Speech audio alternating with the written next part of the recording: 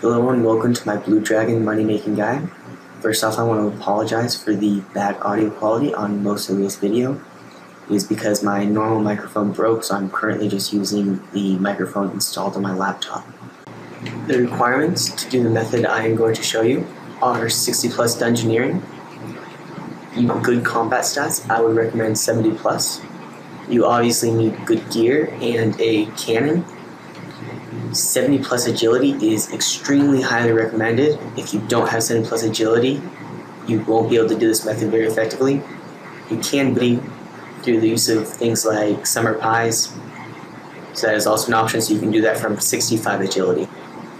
And I highly recommend as well 67 or higher summoning for a war tortoise. It's not as necessary as the 70 plus agility, but it is very helpful.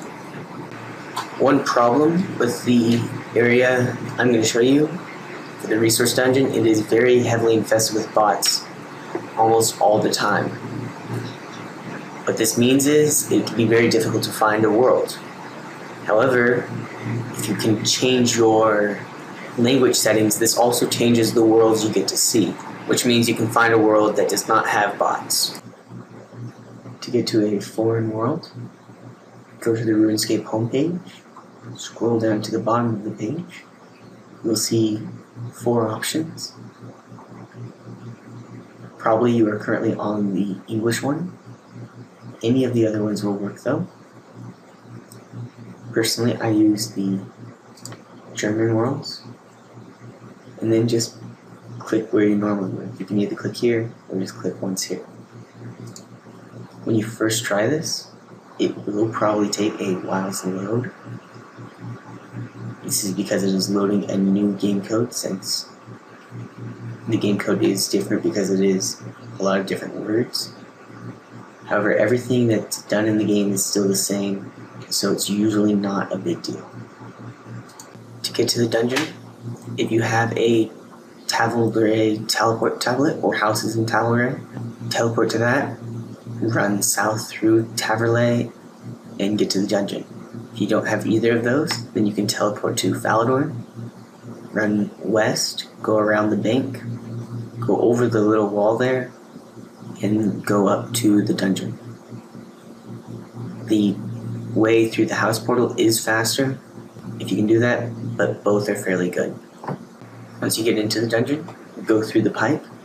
If there are dragons there that are not being fought, you might want to drink your anti-fire potion now. Run through those dragons to the resource dungeon entrance and go into it.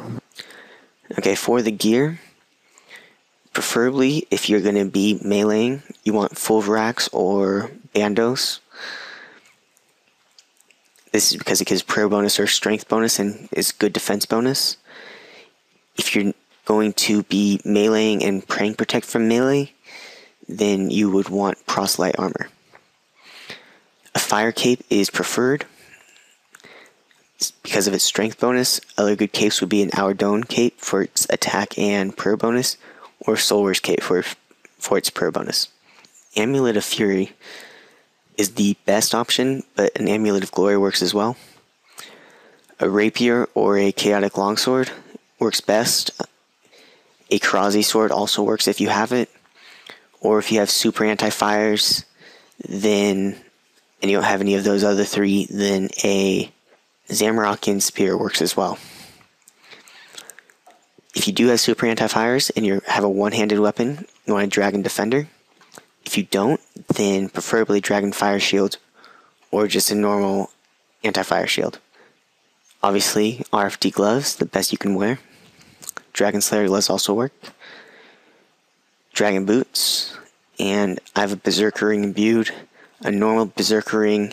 If you have a whip, then you can wear a Warrior ring, or an Onyx ring imbued, or a Dragonstone ring imbued also works. If you have extremes, you should definitely use them.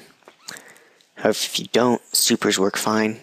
You will not be there for very long, so just one set of super potions works. If you don't have super anti-fires, then once again, you need a protection from Dragonfire Shield and a normal anti-fire potion. You want to teleport out that gets you to a bank very quickly. If you have an Amulet of Glory, that works. Or Falador teleport tablets. Or if you're like me and have Glory in your house, use that. You don't really need special weapon like Dragon Claws or Dragon Dagger. However, I like having it. Might as well use it. You want cannonballs.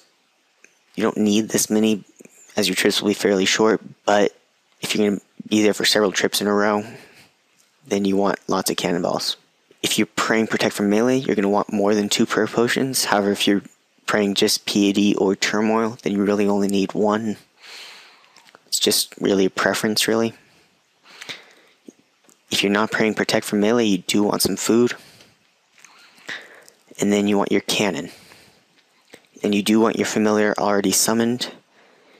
Best piece of burden familiar you can bring. And just store all the hides and the bones in the familiar. And if you have a pack yak, you do want to bring some scrolls to bank those even faster. If you have them, you want Talorlay tablets, as these get you fairly close. If not, just normal Falador teleports will work. Once you get into the resource dungeon, you want to run to the largest area. It has 3 dragons in it. And set your cannon in the approximate middle. You then want to pot up and start killing the dragons and use your special.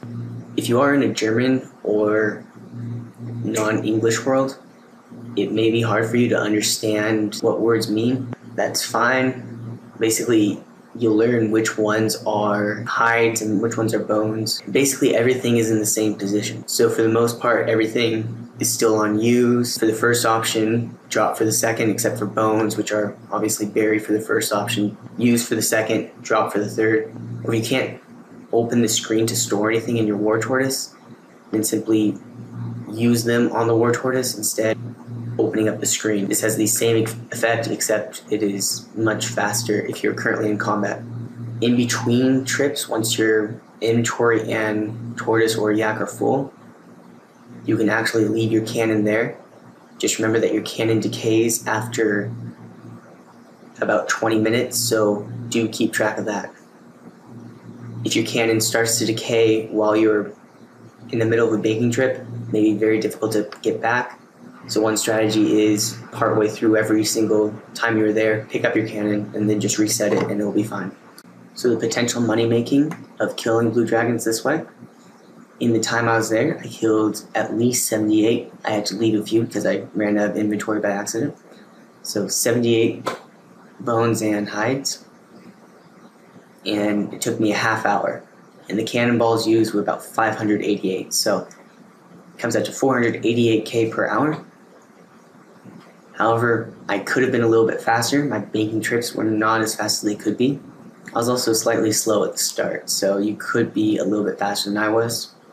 And also, the longer you're there, the more money you make. This is because you can leave your cannon there every single time, which means that's 4 extra inventory slots that you can fill up. And I was only there for half an hour, so I did lose a little bit on that. If you stay there for something like 2 hours straight, then you can make a lot more.